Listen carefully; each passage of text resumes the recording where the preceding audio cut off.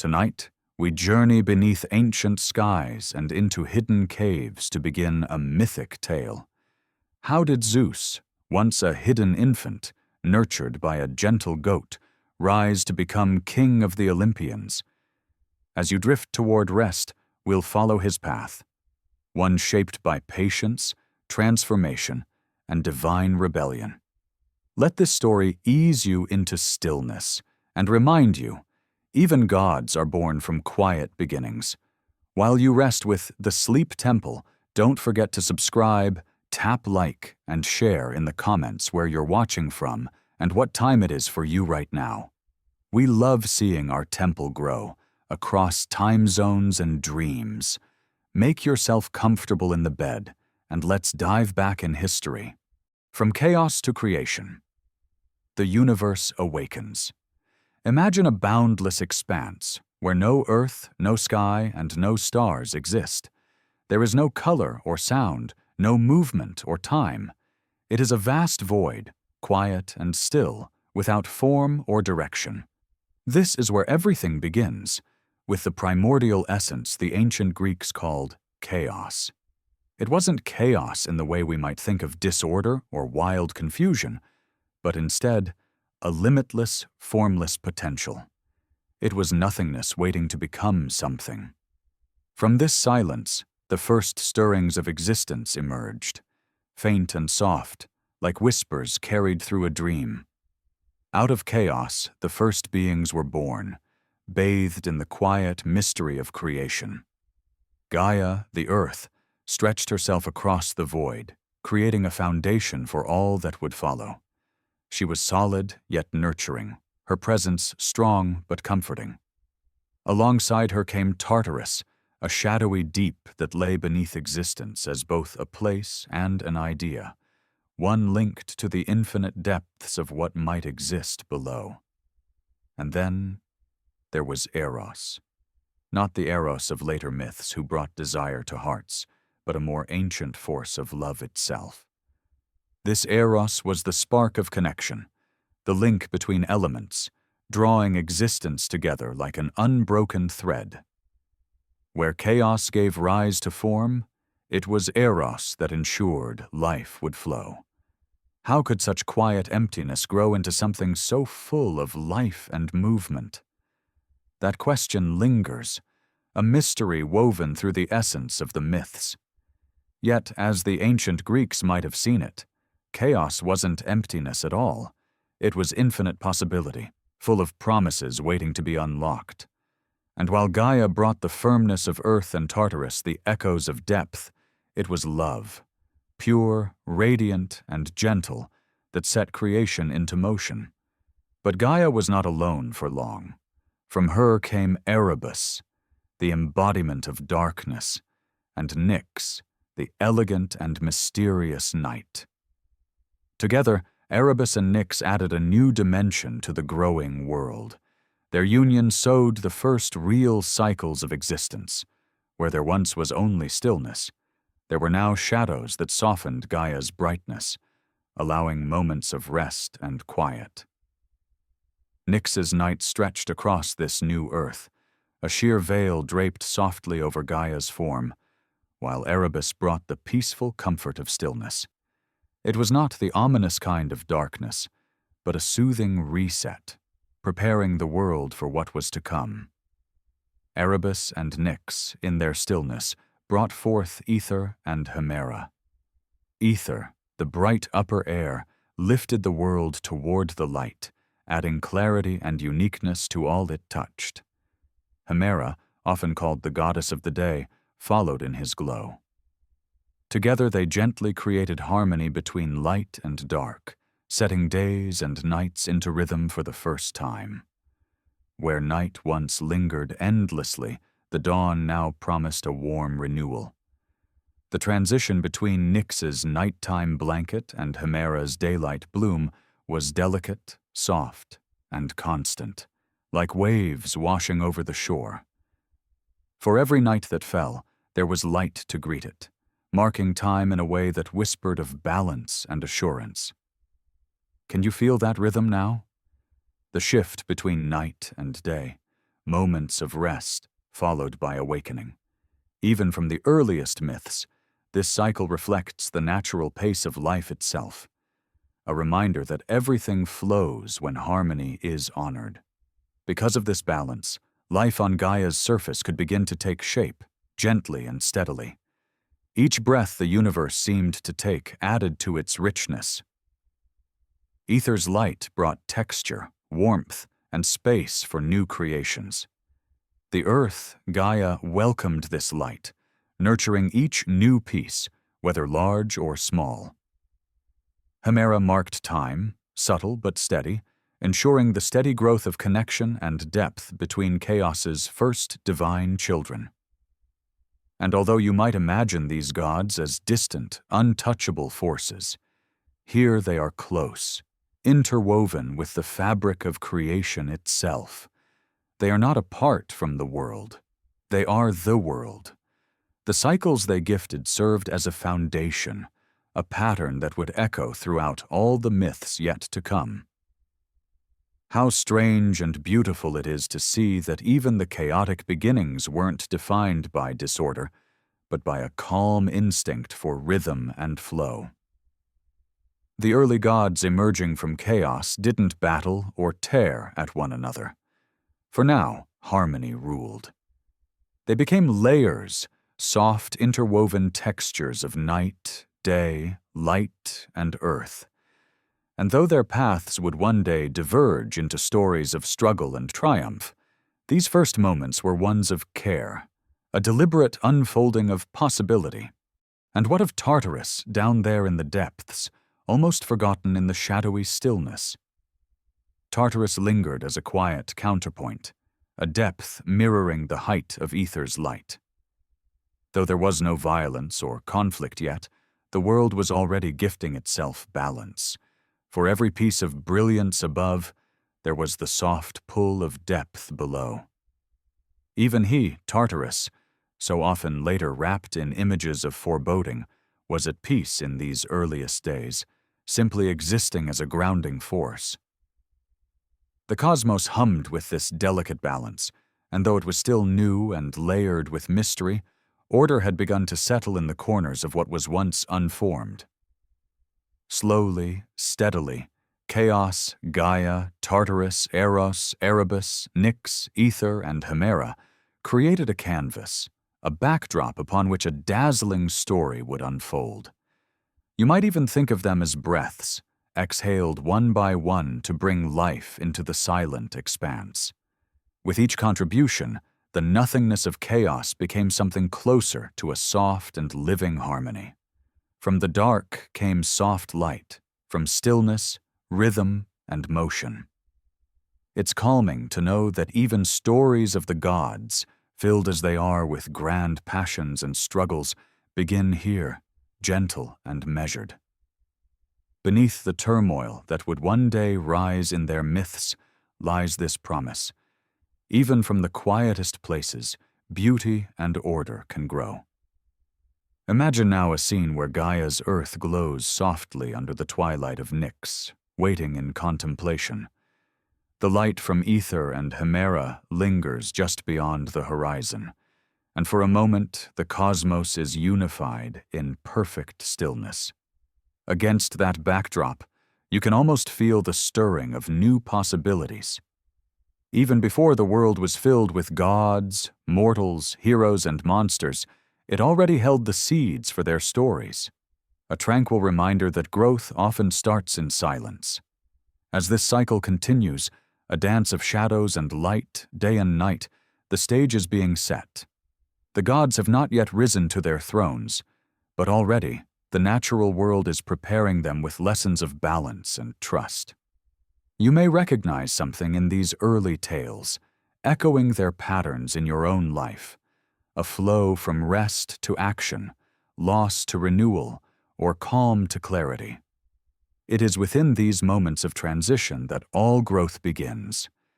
Take a deep breath and picture soft rays of light breaking through the darkness, not harsh or sudden, but gradual and warm.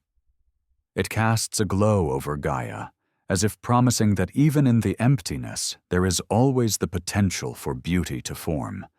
Those first gods, in their rise from chaos, remind us gently that harmony is both a beginning and a constant presence. It is here, in this waking world of light and shadow, that the cosmos stirs in preparation. Soon, new figures will emerge, and the stillness will give way to the energy of creation. But even as this new rhythm begins, you can hold on to the simplicity of these first moments, where all things were connected, flowing out of chaos into the serene unfolding of life and love. And within that thought, there is calm. Chaos, it turns out, was the beginning of peace. Gaia and Uranus, the first parents. When the universe was young, and the echoes of chaos still lingered, Gaia, the earth, laid herself across the void, strong yet tender. Her vast form held the promise of shelter, a foundation upon which all things could grow. And above her, Uranus appeared, the endless sky stretching high and wide. He was her child, her counterpart, and soon her partner. Together they formed the first great union, earth and sky nurturing and embracing one another. What might they have whispered in those early days, as the world stirred with possibility? Perhaps their voices, soft and low, carried the rhythms of creation itself, gentle and steady, yet filled with the strength to shape what was to come. Gaia and Uranus's bond was more than an alliance. It was the beginning of life's expansion. Their union brought children into the world, their legacy taking form in 3 distinct groups. First came the Titans, towering beings, each representing a force of nature or aspect of existence. They were majestic, powerful, and full of potential, destined to build and shape the cosmos.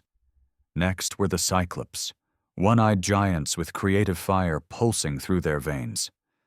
They were builders, forgers, makers of tools, capable of harnessing raw materials to leave their mark on the universe.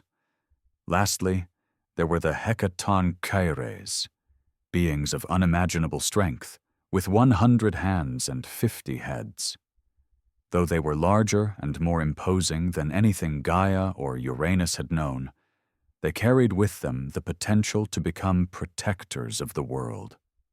For a time, it must have seemed as though this new generation would thrive in harmony. Yet, even amidst creation, shadows can form. Uranus looked down at his children, not with joy, but with unease.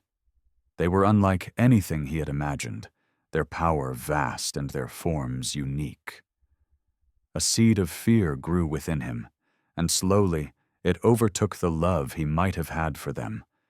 That fear, born of his own insecurities, drove him to a decision that would ripple through all of history. He chose to imprison the Cyclopes and the Hecatoncheires, sealing them deep inside Gaia's vast, nurturing body. This betrayal weighed heavily upon Gaia. She, who had watched life unfurl from the silence of chaos, now bore the pain of her children trapped within her. Their captivity, born not of their actions but of Uranus's fear, filled her with sorrow that deepened with every tremor of their struggles within her. Still she endured, carrying the burden in silence as her once loving partnership with Uranus grew distant and cold.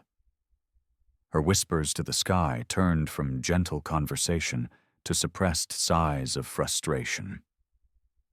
The earth, once at peace with the embrace of the sky, began to feel smothered, confined by Uranus's rule and his fearful control. From her sorrow came a plan. Quietly, so quietly that not even Uranus could hear, Gaia resolved to act. She fashioned a sickle from unyielding flint, its blade sharp and curved, a symbol of change and renewal. This tool was not born of violence, but necessity.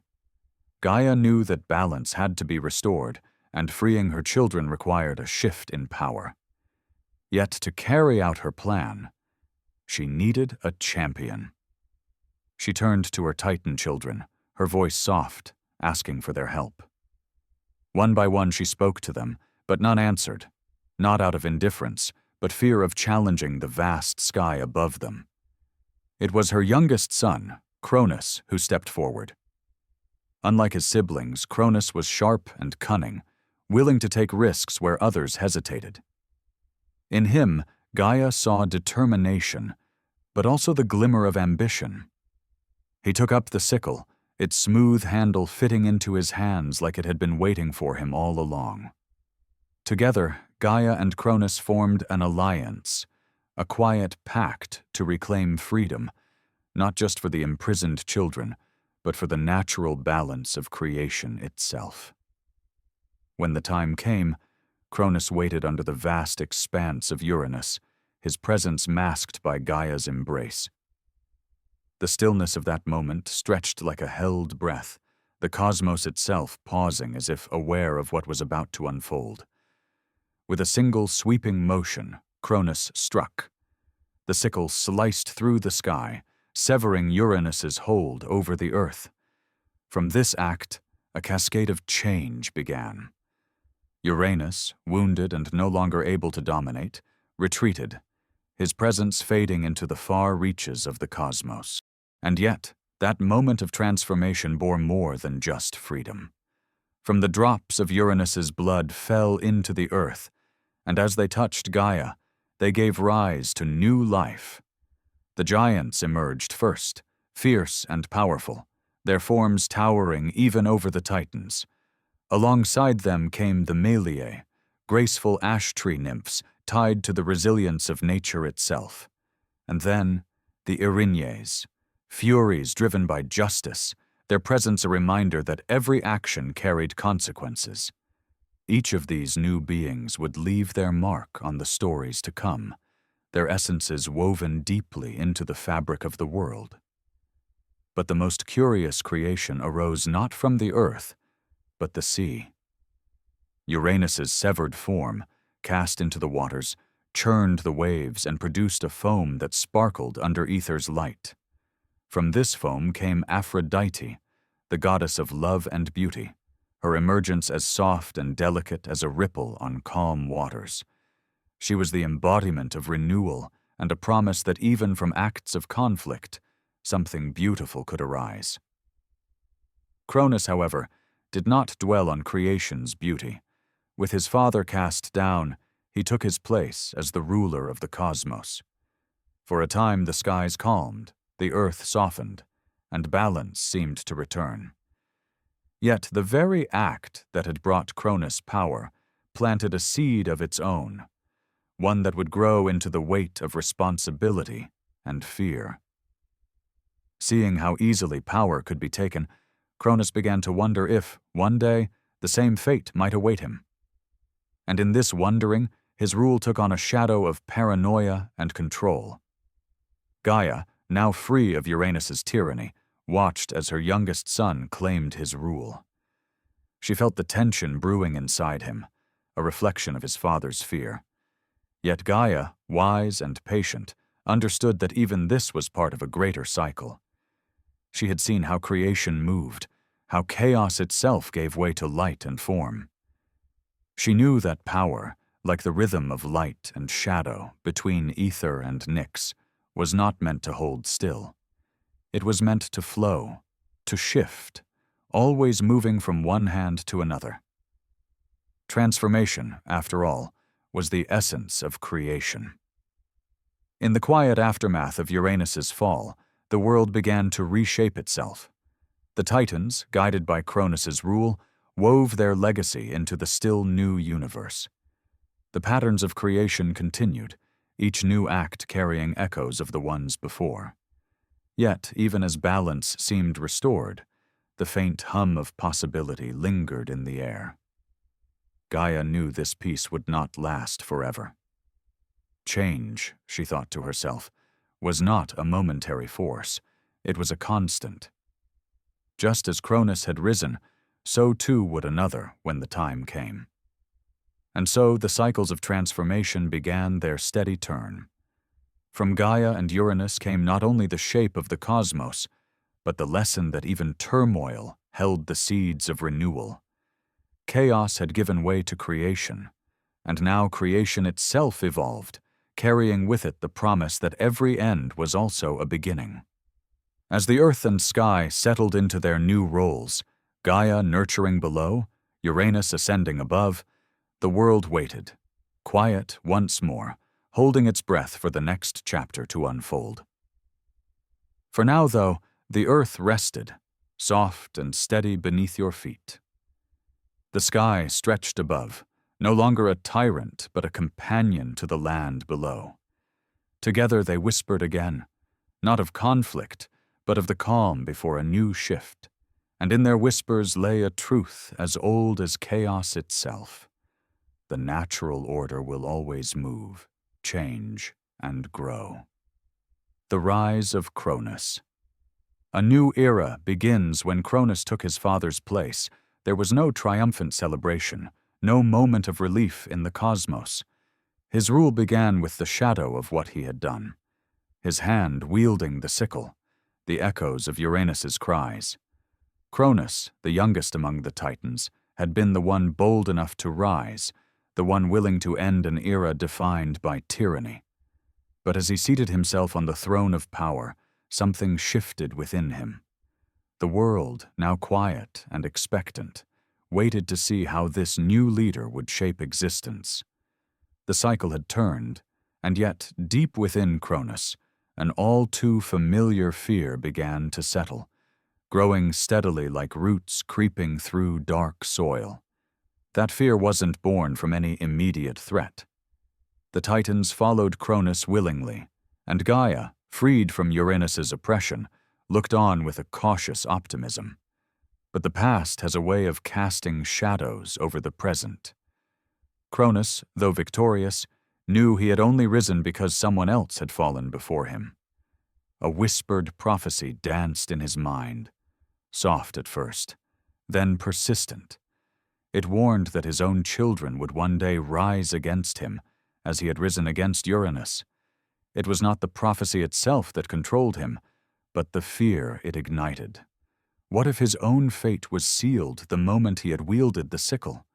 What if the story of power was destined to repeat?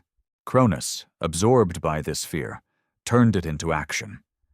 As each child was born to him and his wife, Rhea, he reacted not with joy or pride, but with a grim determination to stop destiny before it could unfold. Each child, Hestia, Demeter, Hera, Hades, and Poseidon, was barely given the chance to glimpse the wide sky before Cronus swallowed them whole. In his mind, this wasn't cruelty, but precaution. He believed that if he kept them within himself, they could never rise against him.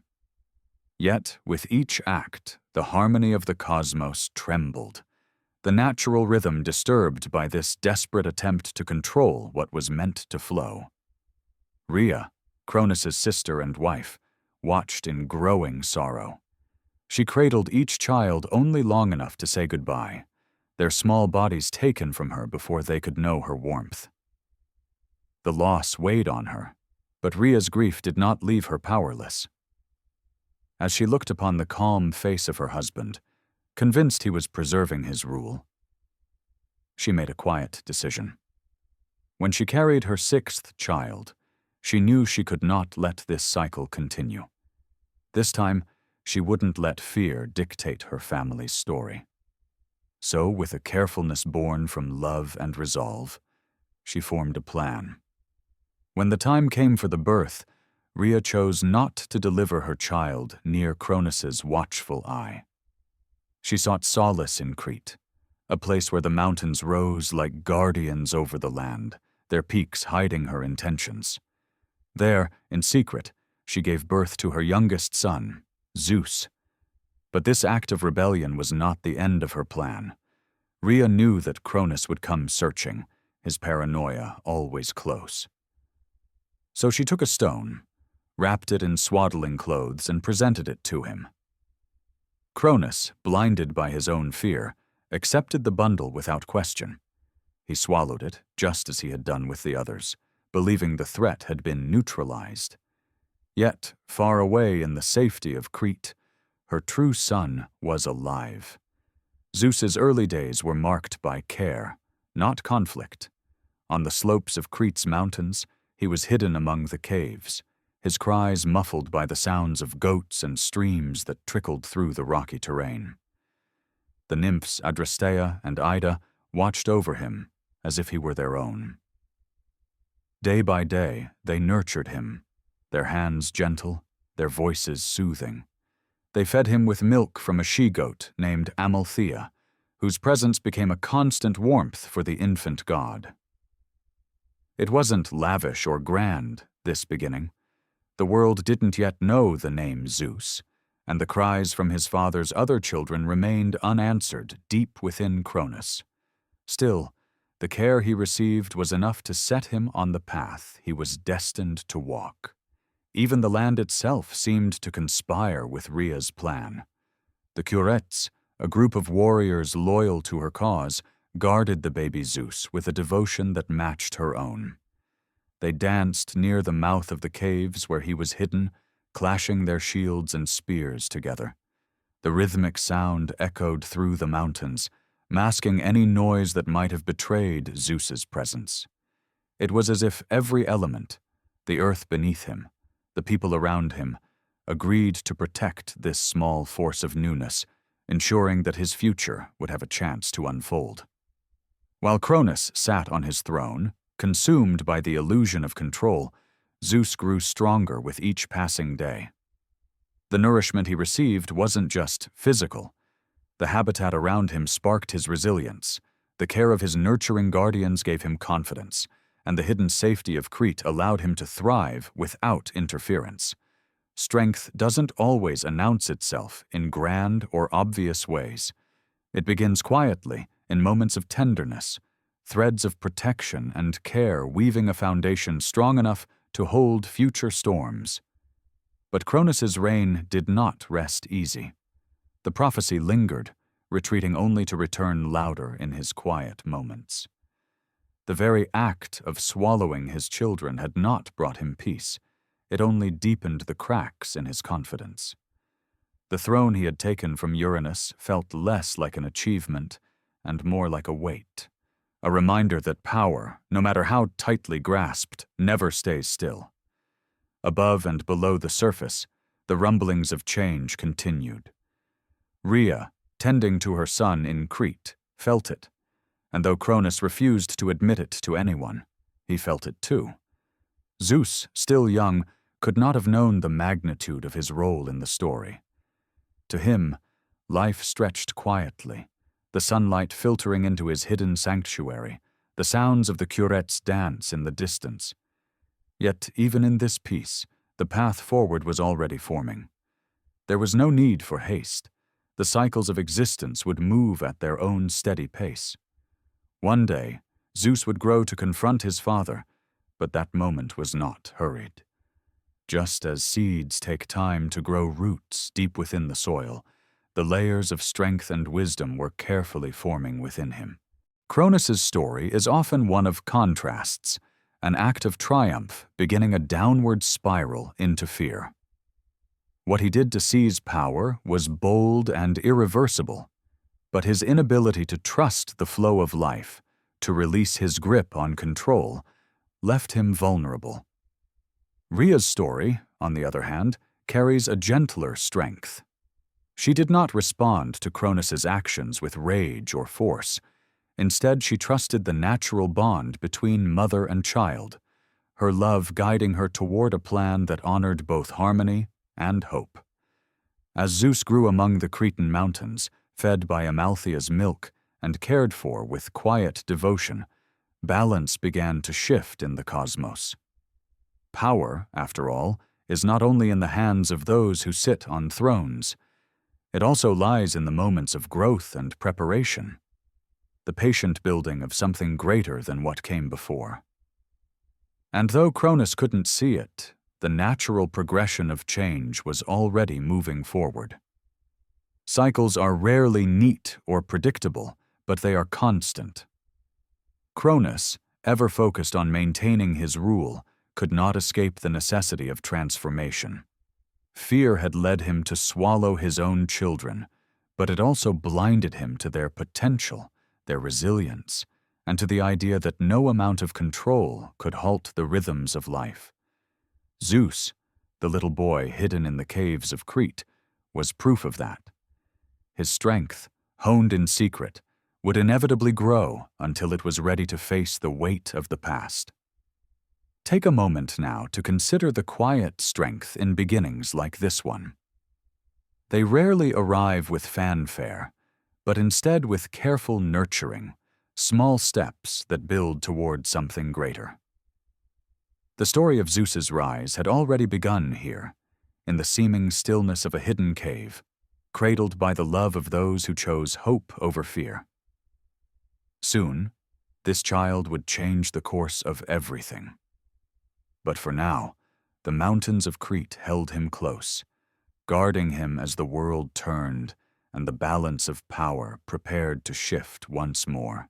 The Titanomachy, restoring balance. The Titanomachy was not simply a clash of gods and titans. It was the unraveling of an unstable old order where the fear of change clung tightly, refusing to let the natural flow of progress unfold. It began as Cronus ruled the cosmos with his siblings, the Titans. Though they were powerful, their world was rigid, fixed in a structure that resisted growth. Cronus's tyranny, fueled by his paranoia and cruelty, created a cosmos that felt heavy and stagnant, as if the energy of creation was being choked before it had a chance to bloom. But out of this weight, a stirring of hope grew. Far from Cronus's watchful eye, Zeus, the hidden son he believed swallowed, had come of age. In the safety of Crete, Zeus had thrived, not just in body, but in spirit. Each day spent with his nurturing guardians, each meal taken under the embrace of those who cared for him, built within him the quiet strength to confront what awaited. When the moment arrived, Zeus no longer resembled the helpless infant Rhea had carried through the forests and caves. He was ready to face the shadow of his father, and ready to step out of hiding. Returning to the world of the Titans, Zeus set his plan in motion. His first act was not battle, but restoration. Using a rare mixture of guile and compassion, he persuaded the Titaness Metis, known for her wisdom, to assist him. Together, they tricked Cronus into drinking a potion that caused him to retch violently. One by one, Zeus's siblings, Hestia, Demeter, Hera, Hades, and Poseidon, were released from their father's grasp, emerging into the world like seeds that had been kept too long underground. Weak from years within Cronus's belly but determined, they joined Zeus, and the beginnings of the Olympian alliance took form. The release of his siblings was a significant act, but it was not the end. Cronus, though shaken, still commanded the loyalty of the other Titans, towering and formidable in their power. Battle seemed inevitable. Zeus and his newly freed allies faced an overwhelming imbalance. The Titans were stronger, more numerous, and deeply entrenched in their hold on the cosmos. It was clear that force alone wouldn't be enough. Zeus needed something more if he hoped to shift the scales. Turning his attention to the depths of Tartarus, Zeus made a bold decision. Deep within the shadowy prison of the underworld, forgotten and buried, were the Cyclopes and the Hekatonchires, the very children of Gaia who had once been condemned to an eternity of imprisonment by Uranus, and later by Cronus. Their cries of frustration and longing had echoed through those lonely caverns for centuries, and their raw power lay dormant, waiting to be unleashed. While others might have hesitated, viewing these beings as strange and unpredictable, Zeus saw their potential. He descended into Tartarus and freed them, earning their trust and gratitude. The Cyclopes, in particular, were quick to repay Zeus's faith in them. Known as master craftsmen, they went to work, using their skills to create tools of unimaginable power. For Zeus, they forged the thunderbolt, a weapon of blinding light and roaring sound, a tool worthy of the sky's ruler. For Poseidon, they crafted the trident, a symbol of the sea's immense strength, enabling him to stir its depths and command its waves. And for Hades, they designed a gift unique in its subtlety, the helmet of invisibility, a tool that allowed its wearer to move unseen, veiled from the eyes of gods and mortals alike. These gifts were more than weapons. They were extensions of the bearers themselves, symbols of the balance they would bring to the realms they would one day command. With the Cyclopes and the Hecatoncheires now alongside them, the Olympians carried new momentum into the war. The battle, which came to be known as the Titanomachy, raged for 10 unfathomable years. Imagine for a moment the scale of such a conflict, not fought on fields or plains, but across the very fabric of the cosmos. The Titans, with their raw, unyielding strength, hurled mountains and storms with abandon, determined to crush this uprising of the younger gods. But the Olympians, though fewer in number, fought with a unity and purpose that could not be ignored. Zeus's leadership and the gifts of the Cyclopes brought a measured control to the chaos. The Hecatoncheires, with their 100 hands, became forces of overwhelming destruction, their presence on the battlefield like ancient forces unleashed. They hurled boulders, shaped mountains, and shook the very ground beneath them. Their power reminded the Titans that even the oldest forces, hidden and cast aside, still carried a kind of primal strength that could not be denied. Slowly, the tide of the conflict began to turn. Despite the Titans' dominance at the start, their reliance on brute strength proved to be their undoing. Zeus and his allies, with their gifts and strategy, began to outpace them. The thunderbolt, sparking through the heavens, broke apart their defenses.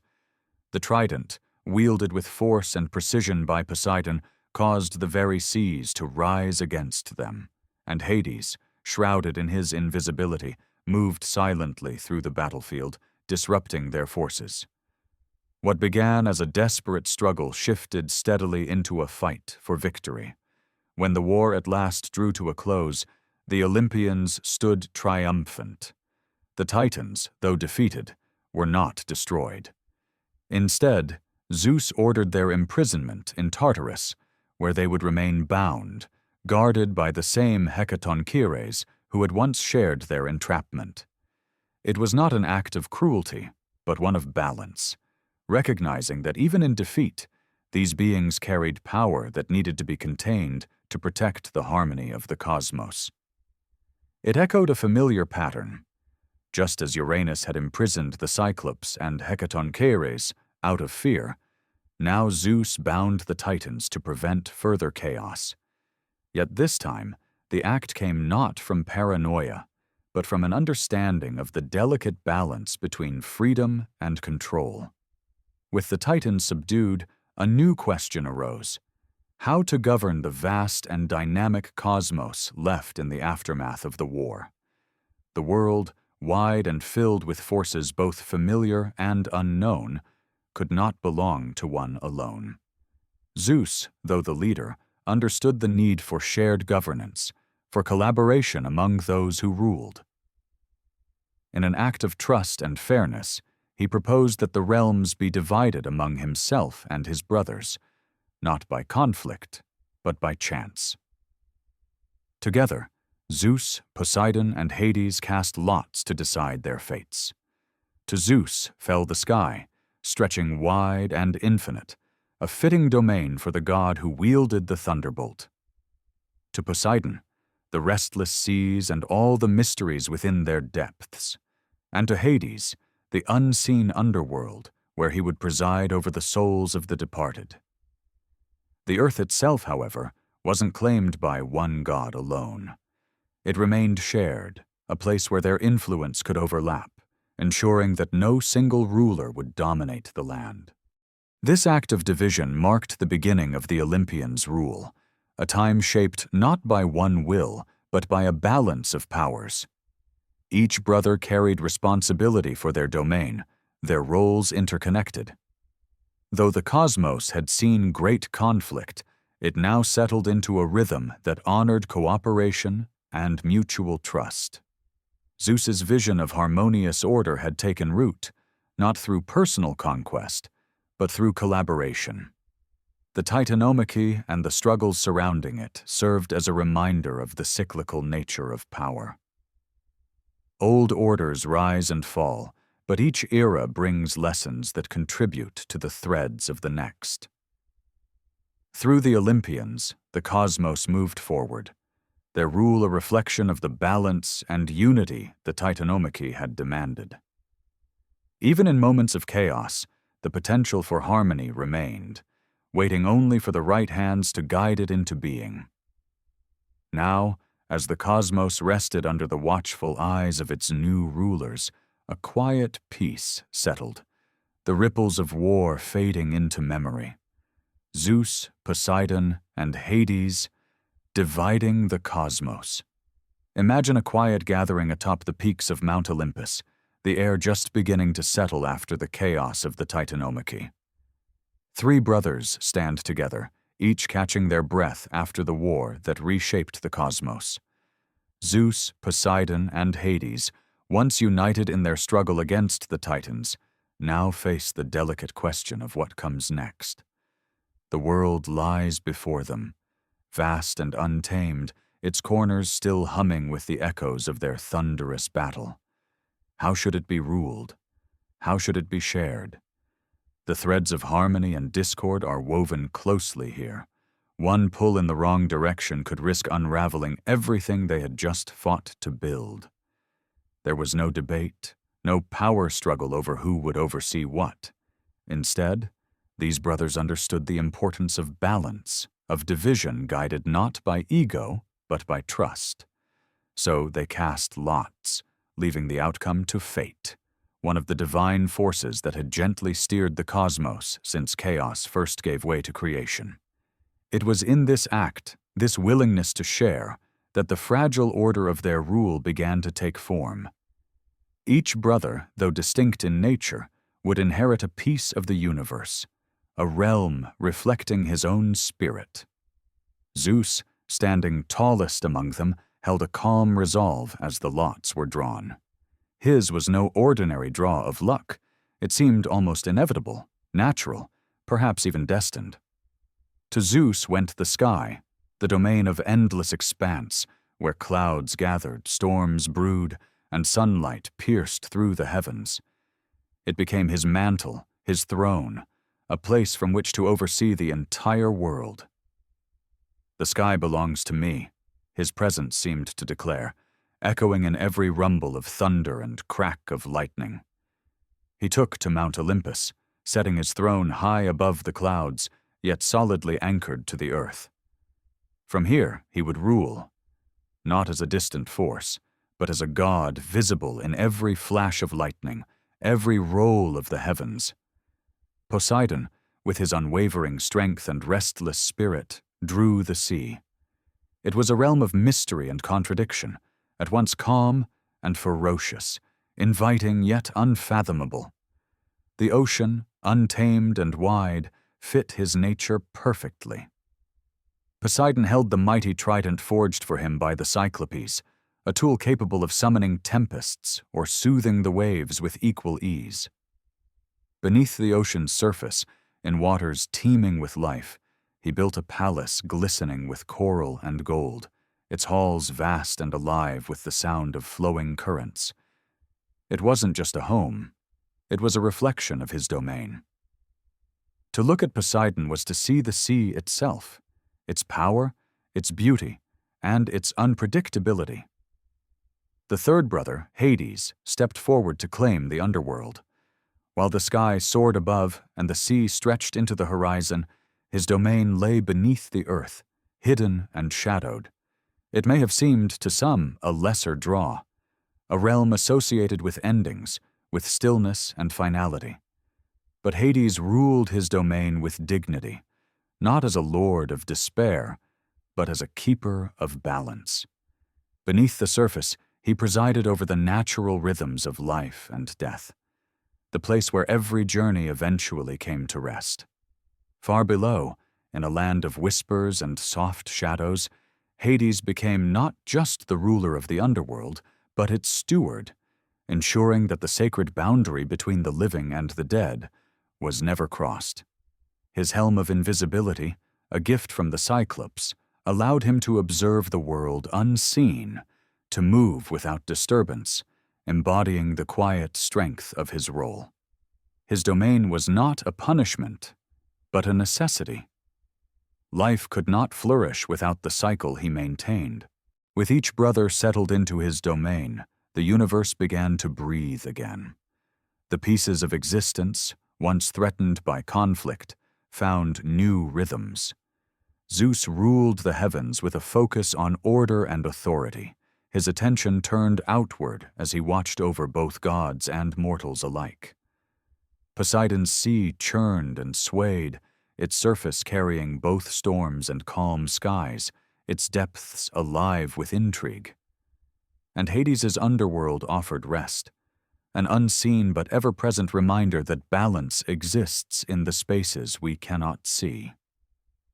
Together their rule created a functioning whole, each realm distinct yet inextricably linked to the others. The balance they achieved wasn't always easy. Below their shared victories and sacred oaths, there remained the undeniable differences in their temperaments and views. Zeus, with his commanding presence, sometimes strained the bonds with his tendency to impose authority over others. Poseidon, though loyal, held within him a restless energy that could spill over into sudden bursts of temper. Hades, quieter and more reserved, often remained apart from their gatherings, attending to his shadowed realm with a sense of isolation that others occasionally mistook for aloofness. These differences occasionally caused tension, but they also served a purpose. Each brother's unique personality shaped his realm, ensuring that all aspects of the cosmos were governed with care and precision.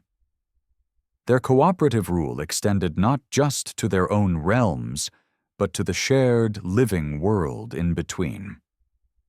Gaia, the earth, remained untouched by ownership, its rivers, mountains, and forests open for both gods and mortals to roam.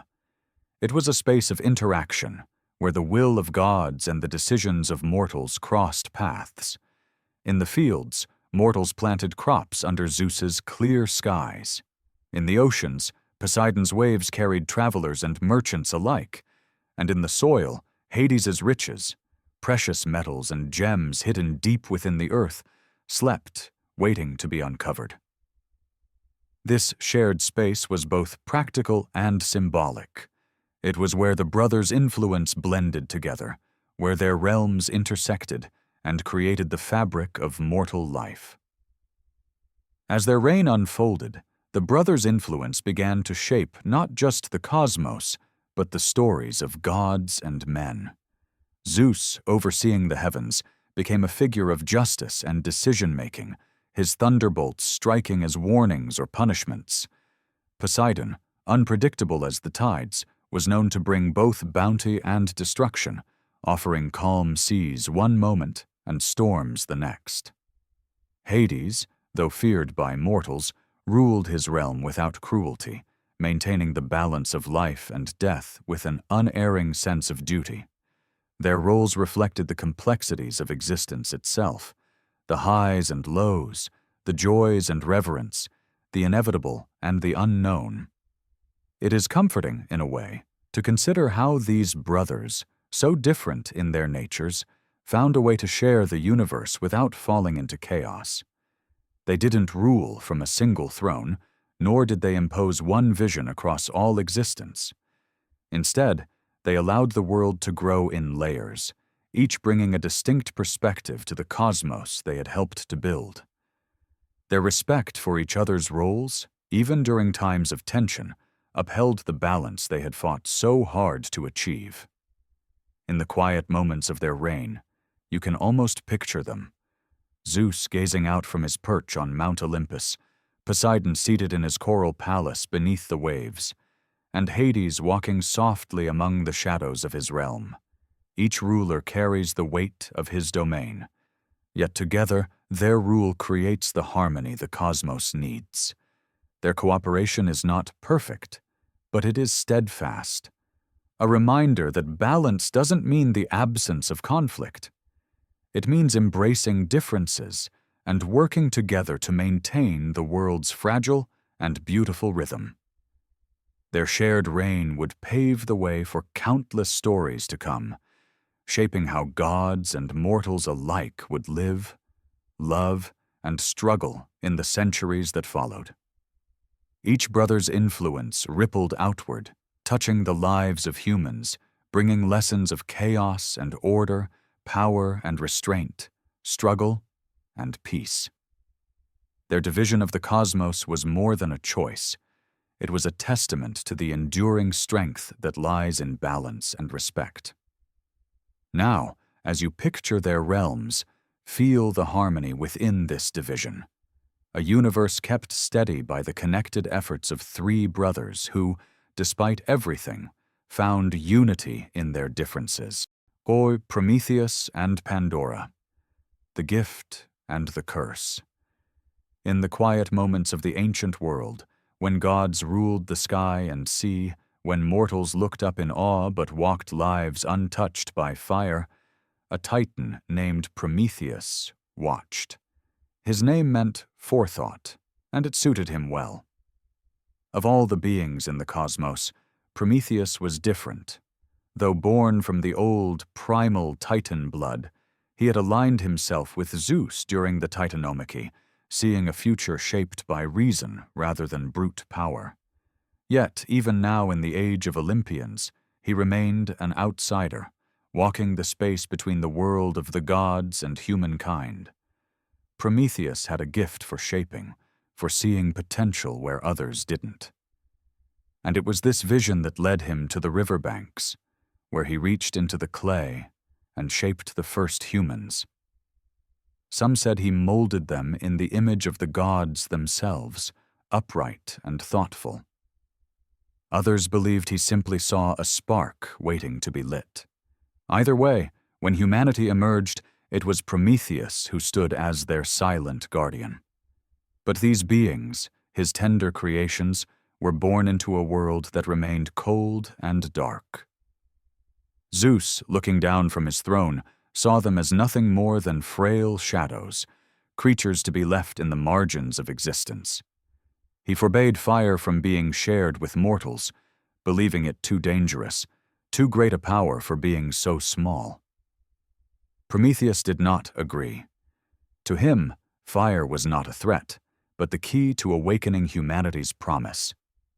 With fire, they could craft tools, cook food, and warm their bodies, a flame that would illuminate not just their world, but their minds. And so, in quiet defiance of Zeus's orders, Prometheus devised a plan. One night, he went to Hephaestus's forge, where sparks danced like tiny stars. He stole a single flame, hiding it within a hollow fennel stalk, and carried it to the humans. As he placed the fire into their care, its warm glow spread, first in small flickers, then in steady light.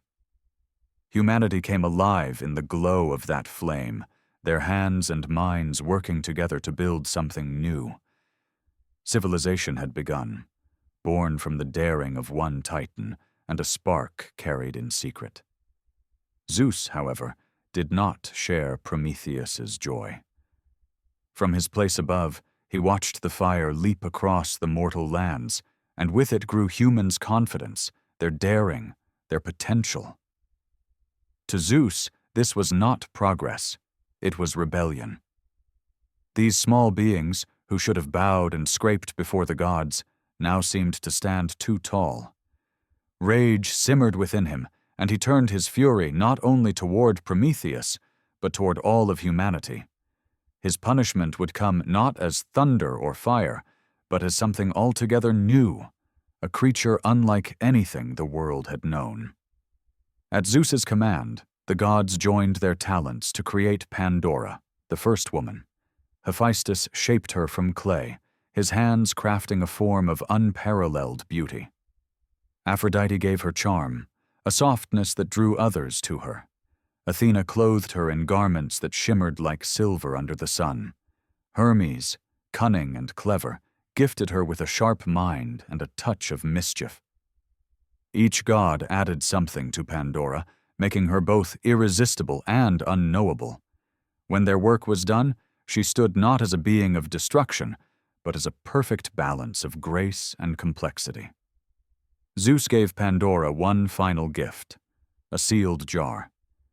It was deceptive in its simplicity, smooth and unadorned, with no indication of the chaos it contained. Inside that jar lay the evils of the world: greed, envy, deception, sickness, and death, hidden under the fragile guise of something harmless. Pandora did not know what she carried, only that she must not open it. The jar became a weight in her hands, not heavy in its physical form, but in the silence it seemed to hold. Zeus sent Pandora to the mortals as a gift, though it was one shrouded in his wrath. For a time, she lived among them peacefully, her presence a marvel to all who beheld her. But the jar beckoned, a quiet, constant mystery. You may imagine her sitting beside it as the days passed, her fingertips brushing its surface, her thoughts circling the questions it posed. What could be inside? Why had it been given to her? She resisted at first. But the pull of curiosity, given to her by the gods themselves, became too great. One day she lifted the lid, just slightly, just enough for a whisper of air to pass through. The evils trapped inside surged forward, escaping in an instant. They filled the world with their presence, swift and relentless, like shadows stretching under a setting sun. Greed crept into the hearts of mortals, twisting the promises they made to one another. Sickness darkened their bodies, their simple existence now marked with struggle. Envy and despair seeped into the cracks, leaving marks on every corner of their lives. Pandora, horrified, tried to close the jar, her hands trembling as she pressed the lid back down. But it was too late. The world had shifted, and there was no undoing what had been released. As silence returned, Pandora realized that not all had escaped. One thing remained inside the jar: hope. It sat there, quiet, as though waiting for the right moment to emerge. Some say Zeus intended for hope to stay concealed, a cruel reminder of what humans had lost. Others believe he left it as a balance to the evils, a gift to help humanity endure the challenges they would now face.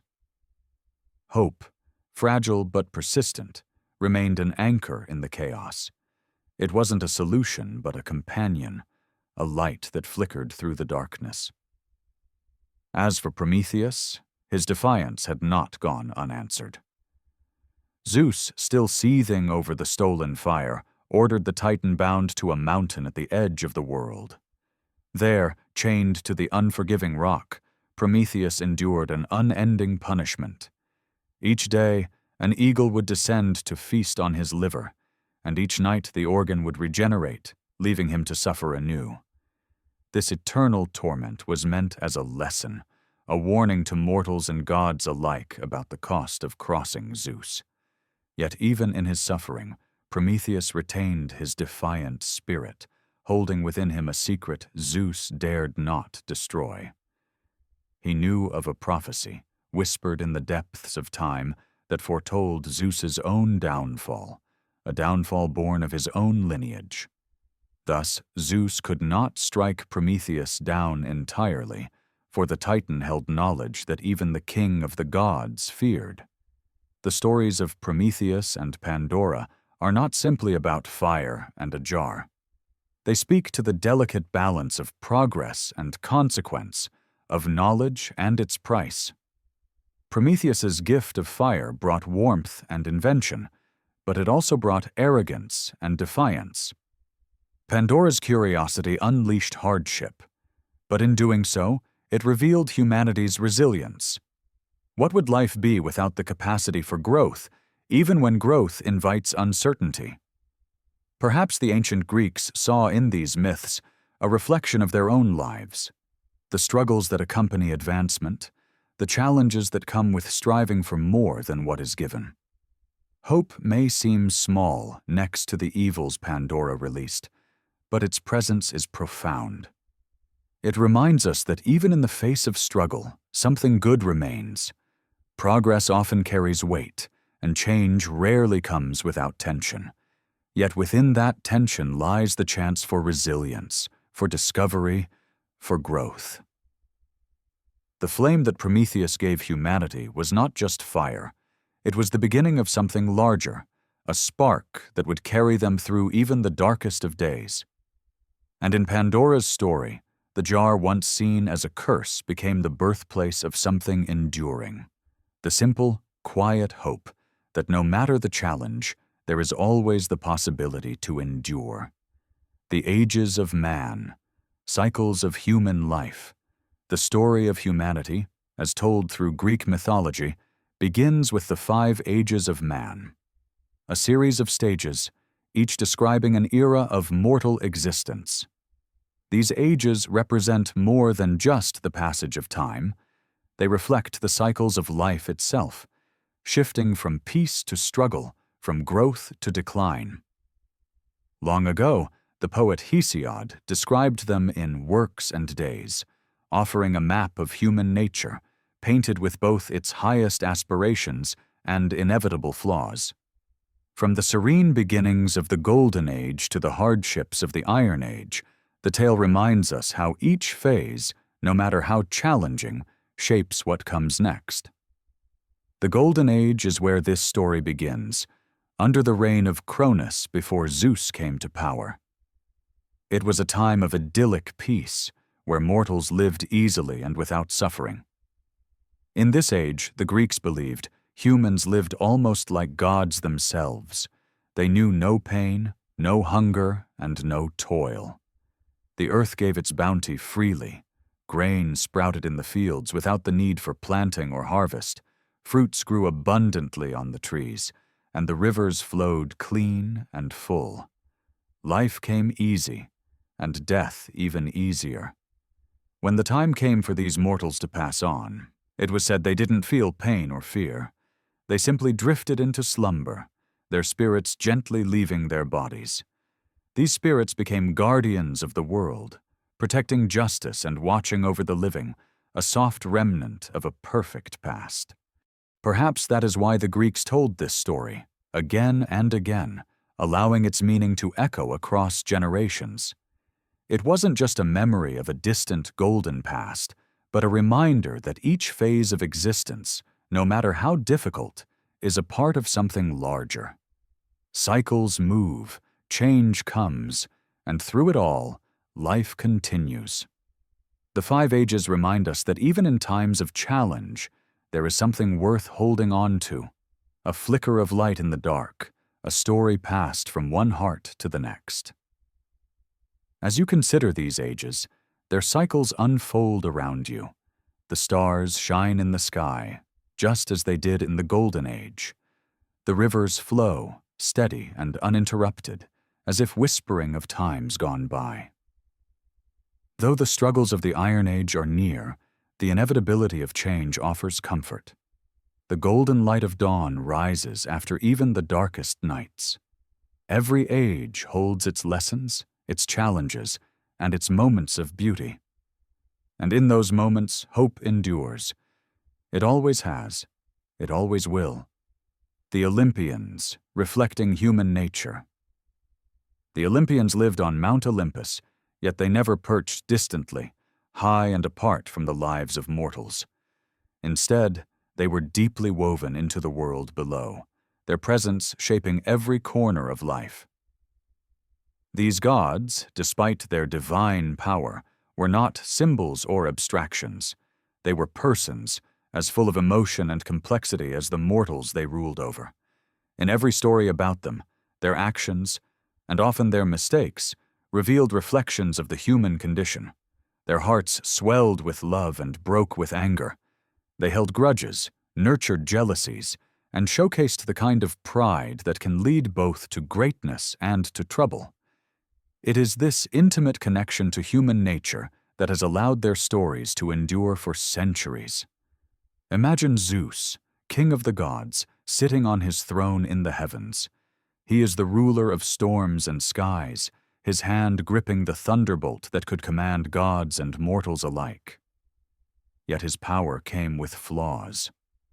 Despite his status as a just ruler, Zeus was far from perfect. He was quick to anger and often self-serving when it came to matters of love. His many affairs with mortals left not just a trail of heartbreak, but also countless demigod children, figures who would go on to shape the course of human history. Zeus's pride and authority inspired respect and fear, but his weaknesses made him familiar, even relatable. His rule, though absolute, often mirrored the struggles of maintaining order in chaotic circumstances, a challenge as familiar to humanity as it is to the heavens. Then there is Hera, Zeus's wife and queen of the gods. She embodied the ideals of marriage and family, yet her role was far from an easy one. Hera's position as queen came with the constant pang of betrayal, forced to endure Zeus's infidelities again and again. Her response wasn't always calm or forgiving. It often burned with jealousy. In her stories, Hera would punish mortals whose only crime was becoming involved with Zeus. It wasn't just godlike anger, it was raw emotion, born out of pride and pain, emotions familiar to anyone who has felt wronged or unappreciated. Despite her flaws, Hera's fierce protection of family and her desire for loyalty added layers to her character, making her a symbol of both strength and vulnerability. Next, consider Athena, the goddess of wisdom, strategy, and crafts. Athena was perhaps the most revered of the Olympians for her clarity of thought and balanced temperament. She favored reason over chaos, yet even her divine wisdom did not exempt her from moments of pride. In one well-known story, the mortal Arachne, a skilled weaver, challenged Athena's abilities. The goddess, though intrigued by the mortal's skill, could not let the insult go unanswered. After Arachne's defiance, Athena transformed her into a spider. It was a lesson, but one tinged with the complexities of both punishment and pride. Athena's actions reveal the double-edged nature of knowledge and justice, clear, precise, and sometimes harsh. Yet she was also a protector, guiding heroes like Odysseus and inspiring mortals to think deeply and act wisely. Athena reminded humanity that intellect and courage often grow hand in hand, even when pride threatens to complicate both. And then there was Apollo, the radiant god of the sun, music, and prophecy. Apollo was beauty itself, capable of both gentleness and destruction. His personality often leaned toward extremes. One moment, he would sing melodies that filled the earth with light. The next, his arrows would strike down in punishment for those who had wronged him. Like Zeus, Apollo had his own long history of love and heartbreak. Daphne, a nymph pursued by Apollo, prayed for escape from his advances and was transformed into a laurel tree. Apollo mourned her loss, but also honored her, weaving the laurel into his wreath as a symbol of eternal love. His story revealed how beauty and sorrow often intertwined, showing how longing could both inspire poetry and create wounds. Apollo, for all his light, was not immune to loneliness. His radiant exterior masked a divine but deeply emotional heart. The Olympians did not simply rule over mortals, they shared the world with them, interacting in ways that often felt unpredictable. Their emotions were limitless, giving them the capacity to protect, charm, or destroy. Poseidon, god of the sea, could offer calm waves to sailors one day and unleash an unrelenting storm the next, driven by rage or whim. Aphrodite, the goddess of love, used her beauty to inspire affection and obsession, her power over hearts as dangerous as it was enticing. Even the lesser-known deities, like Demeter, goddess of the harvest, carried emotional depth.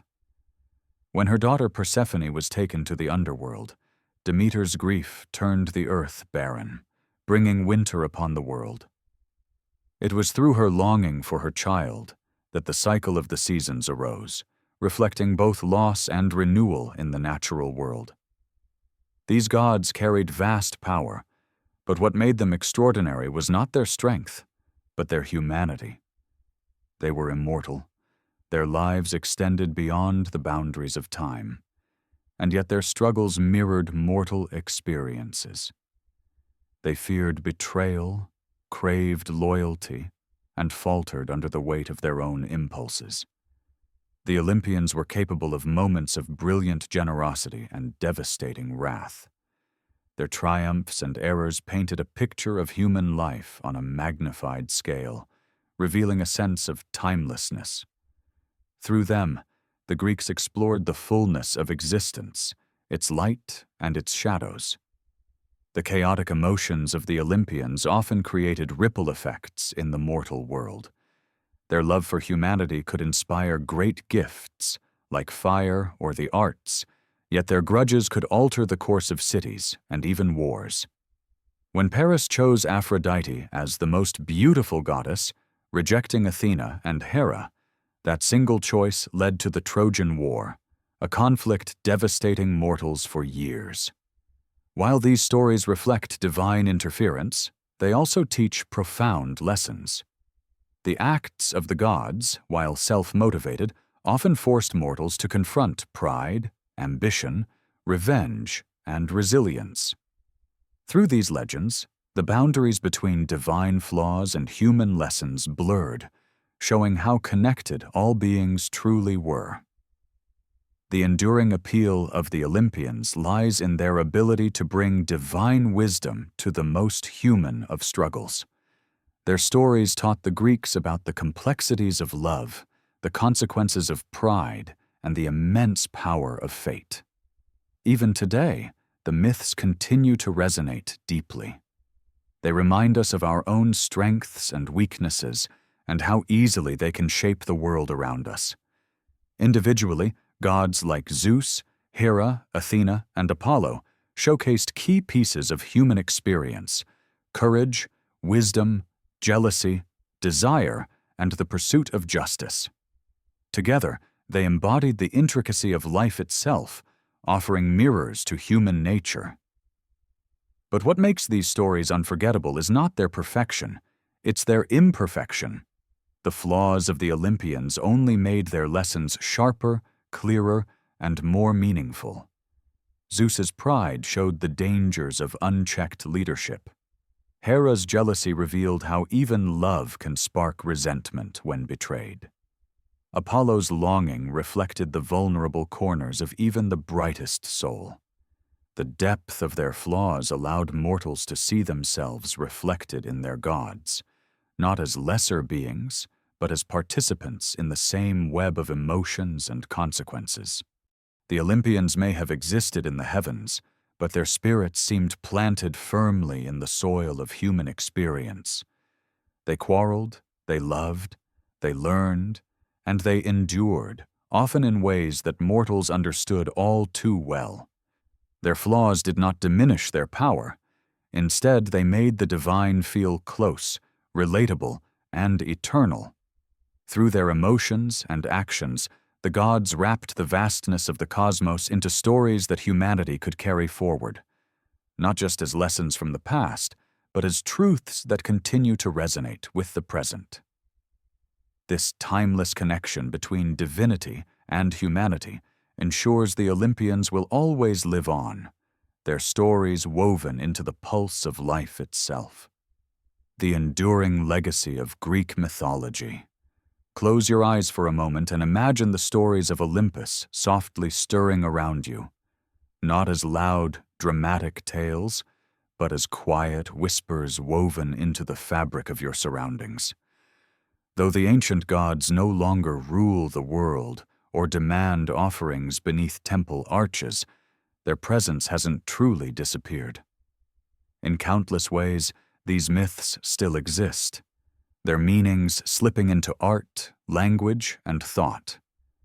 They remain like gentle undercurrents, shaping the way humanity views beauty, wisdom, and the mysteries of existence.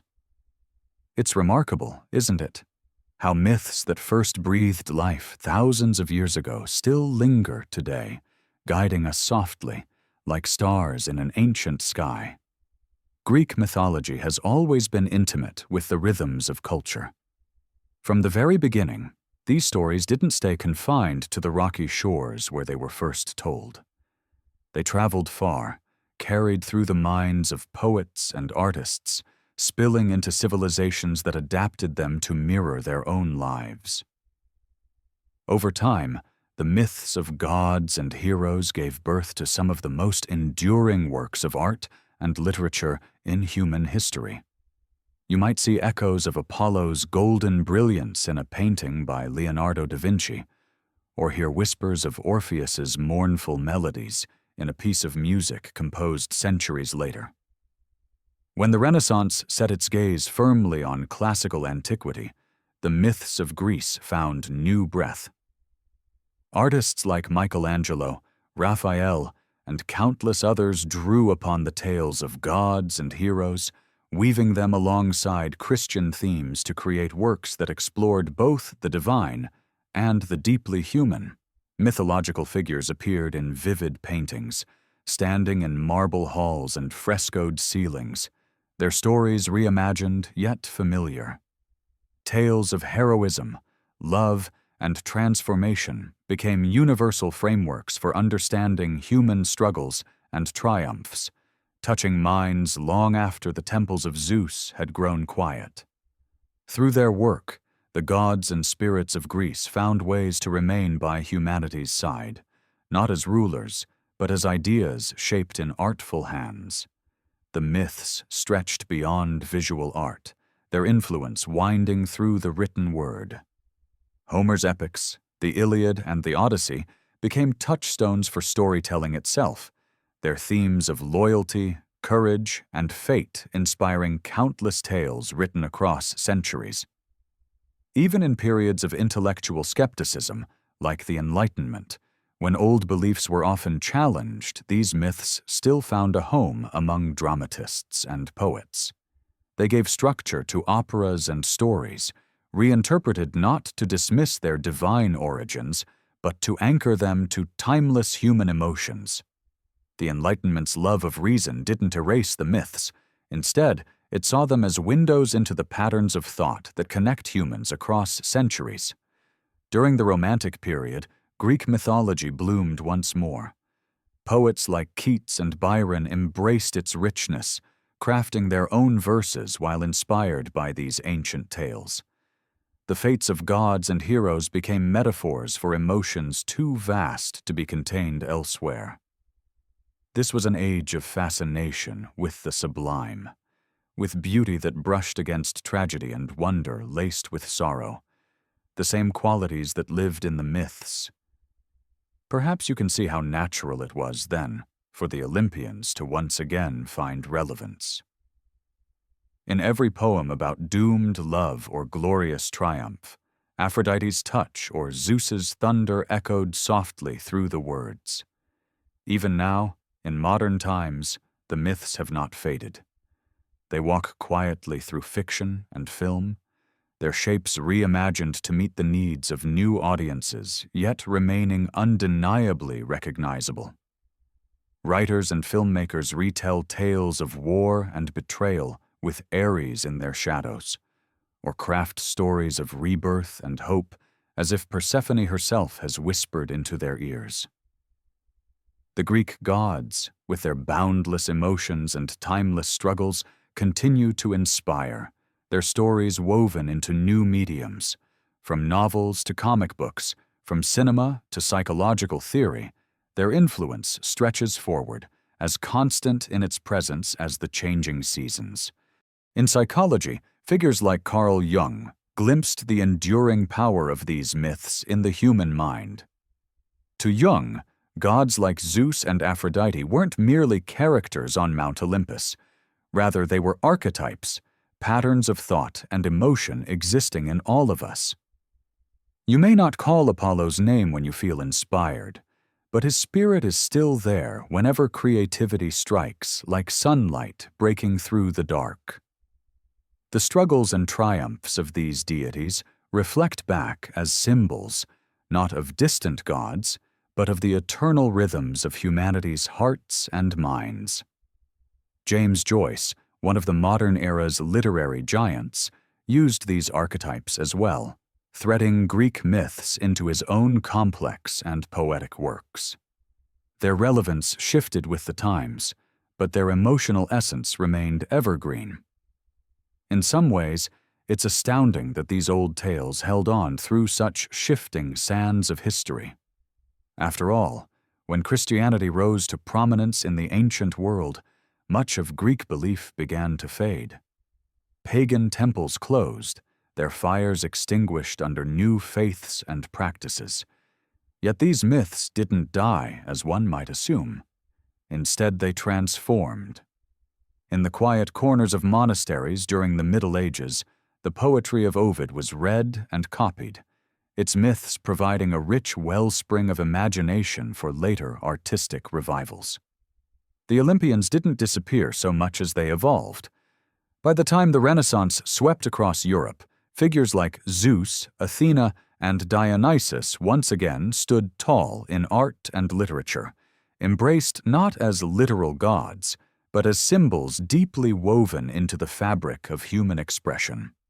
It would be easy to focus solely on how Greek myths influenced the external world, how magnificent statues were carved in their image, or how their struggles shaped great works of music and theater. But their true power exists in the quiet lessons they offer, lessons not tied to any one time or place. The myths of Olympus teach us how to live with contradictions. Zeus's authority shows us leadership's weight. Hera's jealousy reminds us that even love can bruise. Athena's wisdom inspires us to think carefully, even when emotion tempts haste. These stories accept the full spectrum of experience, from soaring inspiration to sharp heartbreak, and find beauty in it all. Today, these lessons resonate with one other evolving force in human life: mindfulness. In many ways, the gods' stories echo the idea of flow. Zeus's mastery of storms speaks to the push and pull of power. Demeter's mourning mirrors the cycles of loss and renewal. Persephone's descent into the underworld offers a reminder that even darkness contains the seeds of growth. These myths ground us in an awareness of life's natural rhythms, teaching acceptance for whatever the cycle may bring. They remind us, gently, that within the chaotic, swirling currents of existence, there is always a pattern, always light returning after shadow. It's important to remember how adaptable these myths have been over time. Homer's epic poetry held divine beings in stern reverence, while romantic poets gave their stories raw emotion and bruised humanity. In the modern world, they take still different forms, inhabiting fantasy movies, novels, or art exhibitions. This adaptability is their greatest strength. They survive because they speak to something in us that does not fade, something that changes but never disappears. These stories are not just relics, but companions, walking alongside humanity across ages. And so, as the myths find new life in each generation, they continue to guide us, not as strict teachings, but as reminders of life's mystery, beauty, and complexity. The Olympians may have stepped back from their lofty thrones, but they remain close, dwelling quietly in the art we create, the symbols we dream of, and the stories we tell. They show us not just how to reach for greatness, but how to live fully, embracing the contradictions that make life rich. Close your eyes again and imagine these myths surrounding you, soft rivers of story flowing quietly into all the corners of life. They remind you that no matter how far you travel, no matter how uncertain the path may feel, you are part of something timeless. These ancient stories, filled with gods, flaws, and triumphs, still hold out their lessons like an offering, a steady presence in a world that never stops changing. And as the stars glimmer quietly in the sky, their stories stretch on, reminding you that the enduring rhythm of life, like the myths themselves, will always flow forward. O conclusion! Take a deep breath and imagine the cycles of Greek mythology, moving like gentle waves. From chaos's quiet beginnings to the triumph and trials of the Olympians, each step reveals transformation as a natural rhythm. Just as the gods faced change, so too do we, carried by tides of growth and renewal. These stories remind us that every ending unfolds into a beginning, bound together by the enduring thread of life. Pause for a moment now to consider your own life's flow. Trust in its rhythm, knowing you are part of something timeless. Rest in that thought, and let it bring you peace.